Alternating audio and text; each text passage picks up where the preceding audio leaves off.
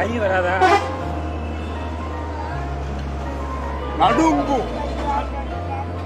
கை நடுங்கும். சாப்பிட முடியாதா? வீடு எங்க இருக்கு? நிம்மகன். யாரும் வரல உங்க உங்க உங்க உங்க கூட? அம்மா பெத்தனியா போட்டுல துண்டு தைக்கிறாங்க. அம்மா கூட வந்தீங்களா? சாப்பிட்டு போயிடுவேன். இப்போ போட்டு அப்படின்னா கையை கண்டுட்டு வரேன். கூட்டு நான் சாப்பிடுவேன்.